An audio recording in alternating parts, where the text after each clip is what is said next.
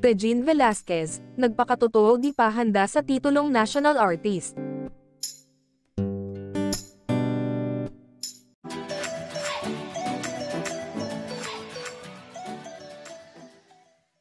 Nagpakatotoo ang Asia's songbird na si Regine Velasquez sa naging sagot niya tungkol sa panawagan ng mga fans na hiraangin na siyang national artist. Masaya si Regine Velasquez dahil sa mga social media users na tumutulak sa kanya para hiraangin bilang national artist. Ngunit ayon mismo sa Asia's songbird, tingin niya ay hindi pa siya qualified para dito at may iba pang mga artist ang mas nararapat na hiraangin bilang national artist. Mas marami pa raw dapat mauna sa kanya bilang national artist for music. Ito ang naging tugon ni Asia's songbird Regine Velasquez nang matanong tungkol sa kahilingan ng maraming netizens na ideklara na siyang national artist. Para kay Regine ay mayroon pang ilang pangalan at kasamahan sa music industry ang dapat kilalaning mga national artist. I want Pilita Corrales to be a national artist, Jose Marichan.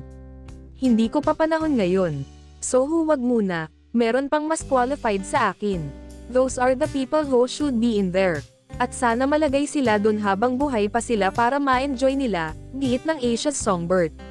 Aniya, na-appreciate naman daw niya ang panawagan ng kanyang mga tagahanga ngunit hindi pa raw niya panahon para makuha ang titulong ito. Parang nahihiya ako, there are more artists who are more qualified.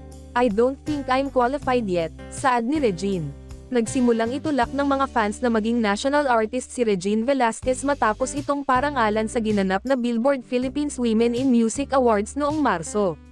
Ani ni Regine, marami pa siyang dapat patunayan pero nagpapasalamat siya sa mga nanawagang gawin siyang national artist. Aniya, so, huwag na muna. Parang merong mas qualified sa akin and I still have a long way to go but thank you. I appreciate it very much for the people na parang nagpupush, pero huwag muna kasi parang mas maraming mas iniisip na dapat sila yung nandun, si Nora Honor, you know what I mean. Parang those are the people who should be in there and sana malagay sila dun habang buhay pa sila, pahayag pa ng nag-iisang Asia's songbird.